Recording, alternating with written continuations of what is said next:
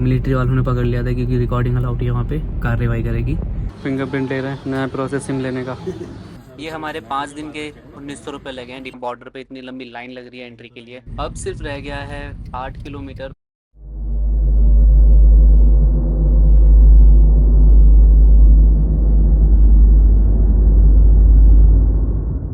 हमारी journey new Delhi से start होगी। वहाँ से हम कंचनपुर कस्टम ऑफिस से लेंगे एंट्री नेपाल में। हम पूरा नेपाल कवर करते हुए पहुँचेंगे काठमांडू और वहाँ से बीरगंज बॉर्डर से लेंगे एग्जिट और एंटर कर जाएंगे इंडिया में। गोरखपुर होते हुए हम निकलेंगे आगरा, वहाँ से हम पहुँच जाएंगे वापस दिल्ली। तो हमारी 6 दिन की जर्नी इस तरह से होने वाली है।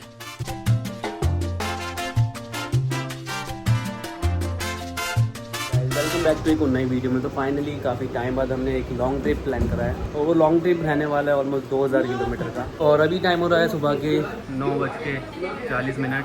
दिल्ली से लेके हम जाएंगे कंचनपुर कस्टम्स। मोस्टली लोग नेपाल जाते हैं तो काठमांडू से जाते हैं, बट हम जाएंगे कंचनपुर कस्टम, क्योंकि काठमांडू अगर हम जाते हैं नेपाल में एंट्री लेने के लिए तो वो पड़ता है हमें 1200 किलोमीटर। और हम यहाँ से जाएंगे कंचनपुर जो पड़ रहा है हमें 300-350 किलोमीटर। वहाँ से एंट्री लेंगे, फिर पूरा नेपाल घूमते हुए एक्सप्लोर करेंगे क्या क्या चीज़ें हम घूम सकते हैं। फिर हम काठमांडू जाएंगे। काठमांडू में मेन शिवा मंदिर जाएंगे, वहाँ जाके दर्शन करेंगे। इस तरह से हमारा जो टाइम है थोड़ा कम कंज्यूम होगा। हम लेंगे नेपाल में एंट्री 6 से 7 घंटे के अंदर। अभी रात को हम 11 बजे के आसपास निकलेंगे। 6 घंटे का रास्ता है कंचनपुर कस्टम। फिर वहाँ पे कस्टम क्लियरेंस कराएंगे हम, अपने ID वगैरह फीस वगैरह जो भी लगती है वो पे करेंगे। फिर जैसे भी आगे जो भी डिटेल होती है वो स्टेप में मैं मेंशन करूंगा, क्या क्या रिक्वायरमेंट है, क्या सारे डॉक्यूमेंट्स रख लें, पासपोर्ट, आधार, पैन कार्ड, क्योंकि हमें पता नहीं, आइडिया नहीं है कि तो उस हिसाब से हम कैरी करके चल रहे हैं। तो पहली ट्रिप है इतनी लंबी, तो इसलिए तो कुछ आइडिया नहीं है, इसलिए हम इतनी सारी चीज़ें लेकर चल रहे हैं। तो देखते हैं कैसी ये जर्नी रहती है।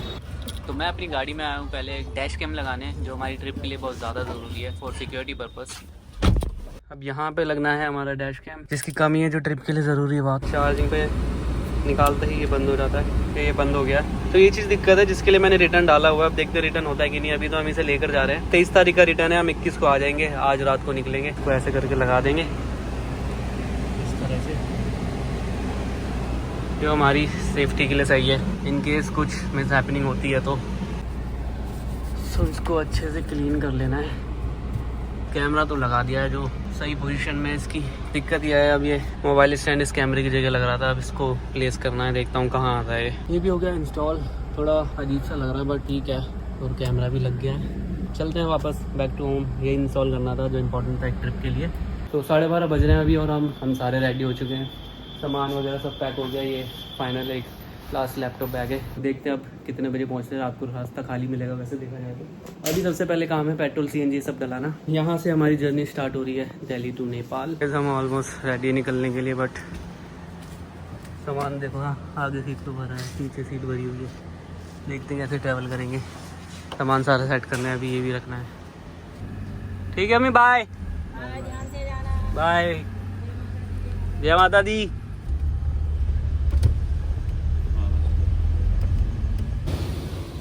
तो वही CNG आई है हमारी 642 रुपये की, और उसके साथ साथ हमने पेट्रोल भी डला लिया। जो पेट्रोल आया है हमारा 1895 रुपये का। पहले का भी पेट्रोल था इसलिए इतने में फुल हो गई। 325 किलोमीटर 6 घंटे का रास्ता दिखा रहा है। नोएडा एंटर करते ही हमें दिख जाता है एक्सीडेंट। 3-4 गाड़ियाँ लगी है एक साथ, और ये देखो पता भी नहीं लग रहा कितनी बड़ी गाड़ी चल रही है आगे। 200 किलोमीटर अराउंड हमने कवर कर लिया है अभी तक, और अराइवल टाइम कम हो गया है, 6:52 का दिखा रहा है। नॉन स्टॉप गाड़ी चलाई है, और नॉन स्टॉप चलाने के बाद हम पहला स्टॉप लिया हमने यहाँ पे एक CNG पंप पे। CNG डलवा रहे हैं। CNG डलवा के फिर निकलेंगे। अब हमारा ऑलमोस्ट 100 किलोमीटर रह गया, वो कवर करना है। आगे बैठेगा।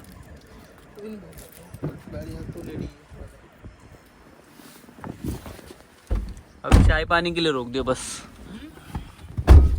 पहुँचते पहुँचते मौसम भी अच्छा हो गया है।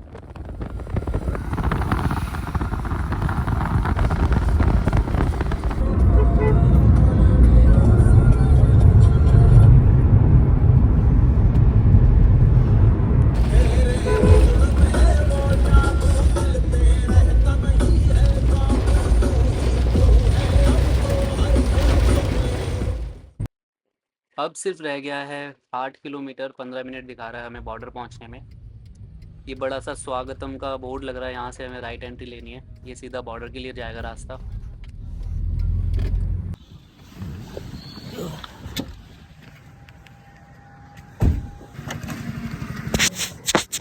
हम पहुंच गए हैं टकनपुर पावर स्टेशन के पास। ये है टकनपुर पावर स्टेशन। ये खड़ी हमारी गाड़ी। मौसम बहुत अच्छा हो रहा है आज। तो अभी हम लोग यहाँ पे चाय पी के फिर निकलेंगे, क्योंकि जो एंट्री गेट है वो 8 बजे बंद हो जाएगा।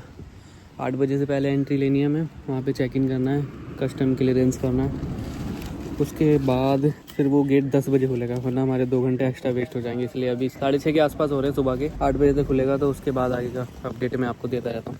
बारिश भी स्टार्ट हो गई। इस रास्ते में पड़ेगा आगे जाके कस्टम क्लियरेंस ऑफिस, जहाँ पे हमारी गाड़ी चेक होगी, सामान चेक होगा, एंट्री होगी सबकी। फिर हमें नेपाल में एंट्री मिल जाएगी। बॉर्डर से पहले एक ये चेक पोस्ट पड़ती है, जहाँ एक 40 रुपये की टिकट मिलती है हमें। तो गाइस ये है पर्ची जो मिलती है यहाँ पे 40 रुपये की। ये टिकट करानी है। वो जो स्लिप मिली थी वो हमें यहाँ आगे चेक होगी, इस ब्रिज पे। रोकिए पर्ची आपके पास रहेगी ये पर्ची? हाँ यही रहेगी भैया। ठीक है, हाँ यही है ना। गाड़ी लगाते हैं यहाँ पे। सर भंसार यहीं बनेगा? आगे अच्छा अभी इंडिया में है। जब भी हम इंडिया में है वो आगे बनेगा। अभी हम इंडिया में है, आगे 1-1.5 किलोमीटर आगे पड़ेगा। हाँ वही लग रहा है मुझे, क्योंकि सारा कस्टम ऑफिस है पर ये इंडिया का है। हमें जाना नेपाल में। हमें लगा हमें जल्दी है, सुबह के 7 बज रहे हैं, बट यहाँ बॉर्डर पे इतनी लंबी लाइन लग रही है एंट्री के लिए। इंडिया नेपाल बॉर्डर क्रॉस करने के बाद हम पहुँच गए कंचनपुर कस्टम ऑफिस। अब यहाँ हमें नेपाल गवर्नमेंट को पे करना है भंसार के लिए, जो हमारा परमिट होगा एक एंट्री लेने का नेपाल में। हम आ गए हैं कंचनपुर कस्टम ऑफिस और यहाँ सारे डॉक्यूमेंट वर्क हो रहे हैं सारी गाड़ियों के।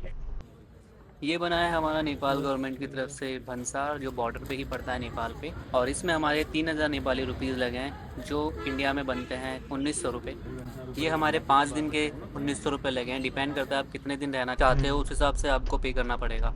कस्टम ऑफिस में भी सारा पेपर वर्क हो गया है। अब हमें जाना है RTO ऑफिस। हमने बॉर्डर से एंट्री ले ली है। एंट्री लेने के बाद हम आगे चेक पोस्ट से भी सारी कस्टम क्लियरेंस करके गाड़ी वाड़ी चेक करा दी है। इंडियन बॉर्डर था, एंट्री ली थी जहाँ से, वहाँ मुझे मिलिट्री वालों ने पकड़ लिया था, क्योंकि रिकॉर्डिंग अलाउड है वहाँ पे। तो उन्होंने एड्रेस लिया, जिस वजह से अगर मैंने अपलोड करी तो वो कार्रवाई करेगी, पता नहीं किस चीज़ की, बट देखते हैं। तो वो पार्ट मैं नहीं डालूंगा बॉर्डर वाला। नेपाल में एंट्री मिल गई है और भंसार भरवाने के बाद हमें जाना पड़ा RTO ऑफिस रोड परमिट के लिए, जो बहुत ही इंपॉर्टेंट चीज़ है। अगर आपको बाय कार नेपाल में ट्रैवल करना है तो ये बनवाना बहुत ज़रूरी है। और अभी आए हुए हैं हम ये यातायात व्यवस्था कार्यालय। यहाँ बनना है हमारा 3-4 दिन का रूट परमिट, जिसके बनने के बाद हम अपनी गाड़ी नेपाल में कहीं भी चला सकते हैं। वो बनवाते हैं, फिर निकलते हैं यहाँ से। देखते हैं कितना टाइम लगता है। यहाँ पे भी पे करना पड़ता है, कितने पैसे लगते हैं। और हमें सारा काम कराते कराते अभी बज गए ऑलमोस्ट 9:12। यहाँ पे 15 मिनट थोड़ा आगे चल रहा है टाइम, तो ये अभी इंडिया का टाइम आ रहा है। तो गाइज ये बनवाया हमने रूट परमिट, जिसके हमारे लगे हैं 1600 रुपये। मैं भी चल रहा हूँ यहाँ नेपाल की गलियों में, और ये गाँव से है मुझे लेनी है यहाँ पे सिम। मिल गई मुझे मोबाइल की शॉप। यहाँ तो सिम नहीं मिली, आगे किसी शॉप पे पता करता हूँ। बहुत गर्मी है यहाँ भी, पर इतनी नहीं है। वहाँ तो सिम मिला नहीं, 2 दुकानों में पता कर लिया, उन्होंने मना कर दिया था। अभी देखने आया हूँ मैं यहाँ पे एक और शॉप मिली है। दिन भैया पे सिम तो मिल गई है, जिसमें रिचार्ज का अलग अलग सीन है, वो मैं बताता हूँ आपको। आप जो 400 मिनट बता रहे हो वो इंडिया में भी काम करेगा, नेपाल में काम करेगा? अगर वहाँ के लिए चाहिए हो तो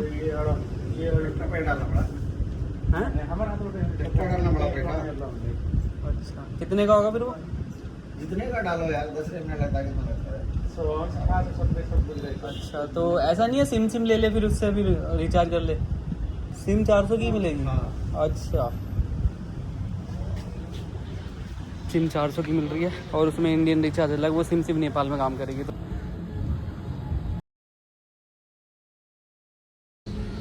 भैया अंगूठा होगा, फिंगरप्रिंट ले रहे हैं। नया प्रोसेस सिम लेने का इंडिया में नहीं होता है, वो तो हम लेते हैं बस ऐसे। तो मशीन होती है इसके अंदर वाली। सो गाइस ये रही हमारी गाड़ी। हम कस्टम ऑफिस से 50 किलोमीटर आ गए, और ये हमने होटल लिया। यहाँ से एंट्रेंस, काफ़ी अच्छा होटल है, आगे जाके दिखाता हूँ। सो गाइस ये खड़ी हमारी गाड़ी, और ये रहा एंट्रेंस, और पूरी लंबी चौड़ी गैलरी। तो फाइनली जो हमें होटल मिला है वो ये है, रूम नंबर 304। होटल का नाम है TNT। यहाँ पे TNT स्केट पार्क भी है, एक्टिविटीज़ है। और रूम देखो, ये है रूम। एक डबल बेड, एक सिंगल बेड, AC फैन, और इसका प्राइस हमें मिला है 1400 नेपाली रुपीज़। और 1400 नेपाली रुपीज़ में मिला है, तो शायद से ये इंडिया के 1000-1100 रुपये हो रहे होंगे, जो वर्थ है 3 लोगों के लिए। नहीं था इस वीडियो में। तो फाइनली हम पहुंच गए होटल में, अब रेस्ट करेंगे। रात के 1 बजे से हम गाड़ी चला रहे हैं, अर्ली मॉर्निंग सुबह 4 या 5 बजे निकलेंगे, फिर दोबारा से 10 से 12-15 घंटे की ड्राइव, फिर हम पहुंचेंगे काठमांडू, फिर वहाँ प्लेसेस एक्सप्लोर करेंगे, क्या क्या घूमने के हैं क्या नहीं। सो गाइस, हमने डिनर भी कर लिया और डिनर की स्लिप दे दी है। हमारा 2500 नेपाली रुपीज़ का बिल आया टोटल, खाना मिला के, और यहाँ होटल रूम का भी, जो इंडिया की ऑलमोस्ट 1600 रुपये हो रहा है। तो इतना ही था इस वीडियो में, मिलते हैं नेक्स्ट वीडियो में। सी यू, बाय।